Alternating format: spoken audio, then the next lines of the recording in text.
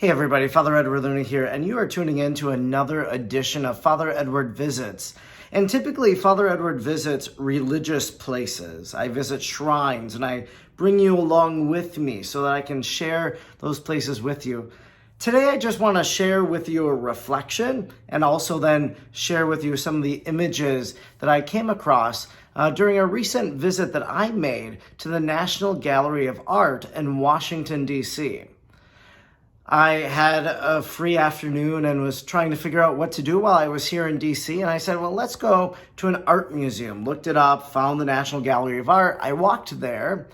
And as soon as I got there and went in, I began to tour. And, first of all, it's room after room after room. And sometimes you don't know, did I walk in this room already or did I not walk in this room already? Because you can really get turned around while you're in there. But as I entered the first half of the museum, the gallery, what really struck me in one of the very first rooms was I was watching a husband and a wife, and they were talking about the picture. They were trying to understand, well, what do you think this person is doing? They're having conversations. Another person, when I walked by, they were talking with the other individual, and they said, what does this remind you of?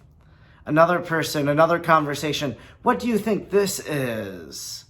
And what I really appreciated as I was walking by was the conversations that were being had.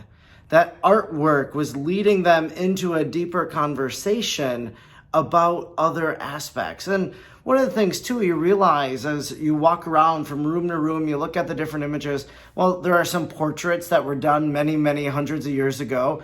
And you kind of wonder, well, this is a forgotten person maybe of society. Nobody probably knows their story. They're even a bit anonymous to us. But yet, here we are looking at them 300, 400 years later. And we wonder, well, who were they? What was their story? So it kind of allows this imagination to begin to unfold.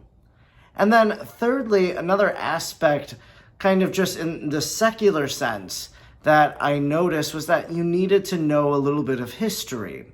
And you would see an image and you would say, okay, well, I wonder who this person is in history.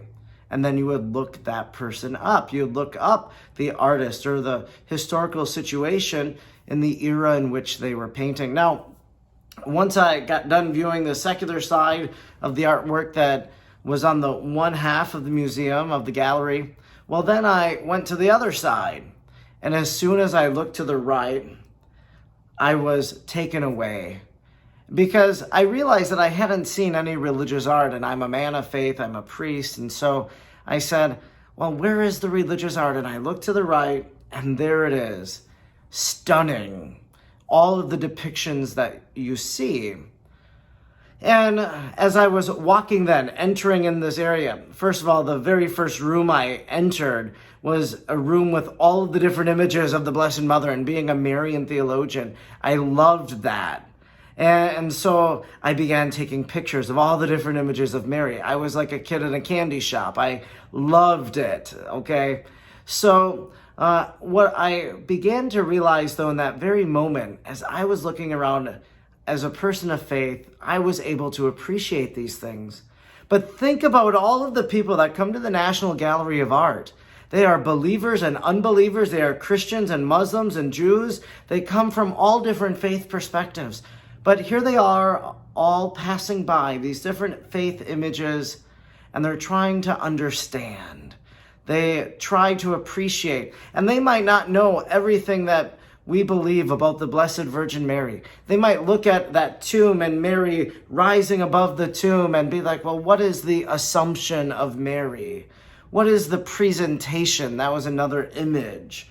And they have those questions. They might not understand the full picture of what it is that they're looking at or appreciating from a faith perspective. But I think it shows a hunger for the sacred, that people are passing by, that they spend time and they look at those images, they take it in, and maybe in that moment they bow their head in prayer. They think about the Lord Jesus in a new way. The artwork tells the story of the life of Jesus. many biblical events were told there. So there was one that was the Nativity, and it was also then the prophet Isaiah, and then another prophet. And so you had the prophetic element, and then you had the Nativity there. There were other images too from the scriptures of the boat, and when Jesus tells them to cast the net to the other side. And so you're getting the biblical story. You're able to picture it. You're able to appreciate the Blessed Virgin Mary. And for me, there was a few images that I spent several minutes in prayer in front of, taking in the image, allowing that artwork to lead me to deeper prayer. And one of them was of the Assumption. I just was enamored by this image of Our Lady and the depiction that it was. Another thing that I realized was that a lot of the people had questions. So, for example, there was one portrait of Cardinal Brunello or something like that.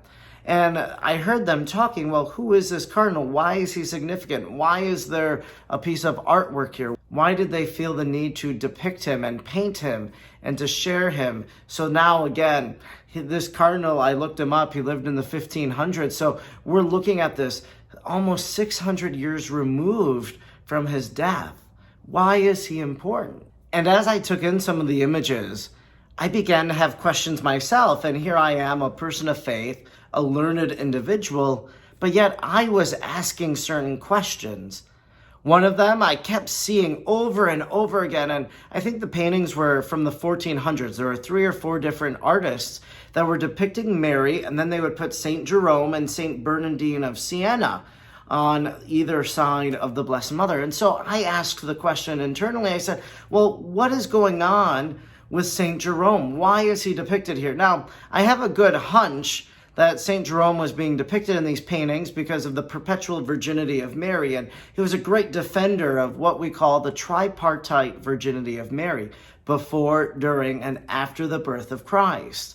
And so because of his defense, that's why I think they're putting him there. And St. Bernardine of Siena also had a great Marian devotion. Then there was another image that I saw, and it was of St. Catherine, and it said, the dream of St. Catherine. And so here you have St. Catherine on the left, and you have the Blessed Mother kind of above her. And so what was her dream about the Blessed Mother? That was a question I had. I think when we look at art, especially when we look at religious art, it can do a few things for us.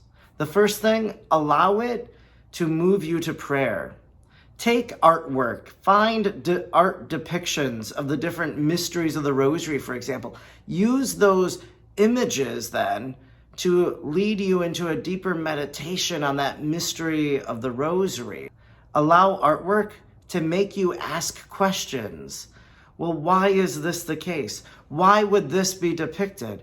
And then don't just ask that question, but then try to find the answer and enlighten yourself. Become more knowledgeable of the fact. We have a great tradition of art in our Catholic faith, and this art can lead us to a deeper knowledge and love of God. It can lead us deeper into prayer and conversation with our God. I'd encourage you, if you haven't been to an art museum in a long time, maybe it's time to go and stroll through the different galleries and the halls there, and see what it does for you, both the secular and the religious, because it's going to touch your heart, because we're moved by beauty. God bless you.